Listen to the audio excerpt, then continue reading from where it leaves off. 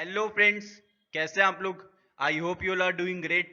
यार अगर आप लोग अपने इकोनॉमिक्स क्लास 11th में अच्छा स्कोर करना चाहते हो ना, तो उसके लिए आप लोगों के पास कुछ इंपॉर्टेंट क्वेश्चंस का होना बहुत ही ज़्यादा जरूरी है। तो आज मैं आपको 12 ऐसे क्वेश्चन बताऊंगा जो कि आपके इकोनॉमिक्स टर्म 1 के लिए मोस्ट इंपॉर्टेंट रहने वाले हैं। So my name is surge Thapar, I am a post graduated teacher and let's start.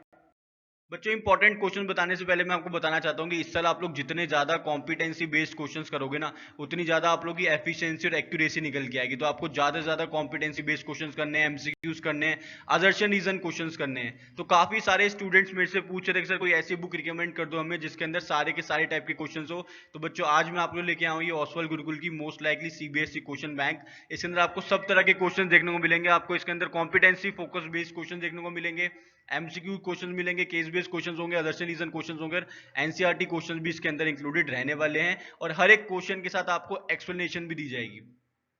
हर एक क्वेश्चन के साथ आपको एक्सप्लेनेशन भी मिलेगी ताकि आप लोग की जो रिवीजन है वो अच्छे से हो जाए। इसका लिंक मैं आपको नीचे डिस्क्रिप्शन में दूंगा, आप लोग जाके इसको ले सकते हो। फिजिकल कॉपी आप लोग घर में डिलीवर हो जाएगी। मैं आपको दिखाता हूँ किस टाइप से क्वेश्चन रहने वाले हैं इस बुक के अंदर। देखो बच्चों, इस क्वेश्चन बैंक के अंदर आपको जैसे क्वेश्चन है, आंसर मिलेगा, साथ में आपको डिटेल्ड एक्सप्लेनेशन मिलेगी। एक क्वेश्चन देखो, जैसे कि according to Marshall, economics is what type of science. Economics इस टाइप की साइंस है। तो बच्चों, इकोनॉमिक्स एक सोशल साइंस होती है जिसके अंदर हम लोग सोशल और ह्यूमन बिहेवियर के बारे में पढ़ते हैं। देखो एक्सप्लेनेशन भी आपको मिल जाएगी। Economics is social science and it discover society and human behaviour. तो बच्चों, इस बुक का मैं आपको लिंक नीचे डिस्क्रिप्शन में दे रहा हूँ, इसको जाके ले लो। मोस्ट लाइकली क्वेश्चन इसके अंदर इंक्लूडेड है, ठीक है। अब आते हैं हम लोग अपने इंपॉर्टेंट क्वेश्चंस की तरफ जो कि आपके टर्म 1 के लिए रहने वाले हैं। तो भाई पहला जो इंपॉर्टेंट क्वेश्चन है वो है, scarcity is the root cause of all economic problems, justify the statement. क्या स्कार्सिटी एक रूट कॉज है सारी की सारी इकोनॉमिक प्रॉब्लम्स का? अगर हाँ है तो भी एक्सप्लेन करो, नहीं है तो भी एक्सप्लेन करो, ठीक है। जस्टिफाई करना है आपको अपने आंसर को। मोस्ट इंपॉर्टेंट क्वेश्चन है ये।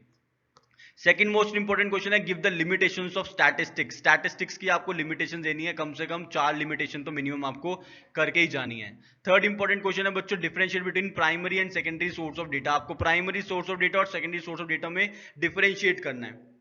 फोर्थ इंपॉर्टेंट क्वेश्चन है बच्चों, देखो बेसिकली क्या रहने वाला है, हिस्टोग्राम हो गए, बार ग्राफ हो गए, पाई डायग्राम हो गए, उस पर बेस्ड आपको हर एक टॉपिक से एटलीस्ट एक एक क्वेश्चन कर देना है, ठीक है। जोन सी भी आप बुक फॉलो कर रहे हो वहां से आपको एटलीस्ट एक क्वेश्चन करना है, ठीक है। एटलीस्ट एक क्वेश्चन कर लो, एक बार डायग्राम का कर लो, एक हिस्टोग्राम कर लो, एक पॉलीगन का कर लो, एक फ्रीक्वेंसी पॉलीगन कर लो, और पाई डायग्राम का एक क्वेश्चन कर लो। तो एटलीस्ट एक एक क्वेश्चन सबके प्रैक्टिस करके जाओ। ऐसा कभी नहीं होता कि कोई क्वेश्चन ऐसे स्पेसिफिक आएगा, लेकिन क्वेश्चन आता जरूर है। बार डायग्राम के ऊपर हो गया, हिस्टोग्राम के ऊपर हो गया, हर साल क्वेश्चन आता जरूर है इस बेस्ड, ठीक है। फिफ्थ इंपॉर्टेंट क्वेश्चन है बच्चों, differentiate between census and sample method of collecting data. Census और सैंपल मेथड को आपको डिफरेंशिएट करना है कलेक्टिंग डेटा में। जो दो मेथड्स होते हैं, काफी ज्यादा इंपॉर्टेंट क्वेश्चन है ये। सिक्स इंपॉर्टेंट क्वेश्चन है बच्चों, मीन से रिलेटेड। अरिथमेटिक मीन आपको निकालना होता है जब डेटा कॉन्टिन्यूस हो, मिसिंग वैल्यू वाला हो गया, और क्वेश्चंस आपको करने हैं कंबाइंड मीन के ऊपर। तो ये तीन टाइप के क्वेश्चंस को आपको किसी भी तरीके से नहीं छोड़ना है मीन के अंदर। सेवंथ इंपॉर्टेंट क्वेश्चन है बच्चों, explain the central problems of an economy. Economy की सेंट्रल प्रॉब्लम्स आपको अच्छे से बतानी है। What to produce, how to produce, for whom to produce, ठीक है।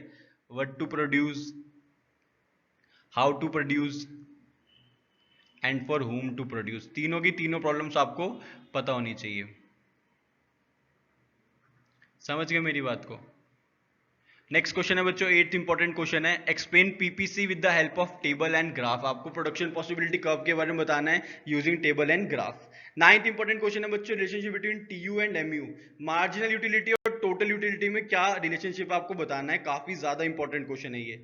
टेंथ इंपॉर्टेंट क्वेश्चन है बच्चों, explain the meaning of indifference curve and its properties. आपको बताना है कि इंडिफरेंस कर्व क्या होता है और उसकी प्रॉपर्टीज भी आपको बतानी है। 11th इंपॉर्टेंट क्वेश्चन है बच्चों, what are the factors affecting demand. Demand को कौन कौन से फैक्टर्स अफेक्ट करते हैं आपको पता होना चाहिए। साथ में एक बोनस चीज मैं आपको बता रहा हूँ, लॉ ऑफ डिमांड को भी कर लेना अच्छे से। लॉ ऑफ डिमांड को भी अच्छे से प्रिपेयर कर लेना, ठीक है बच्चों। 12th इंपॉर्टेंट क्वेश्चन है, न्यूमेरिकल आएगा आप लोगों का इलास्टिसिटी ऑफ डिमांड के ऊपर। तो 4 से 5 आप लोग क्वेश्चन भी कर लोगे इलास्टिसिटी ऑफ डिमांड के ऊपर, तो मोर देन इनफ हो जाएगा।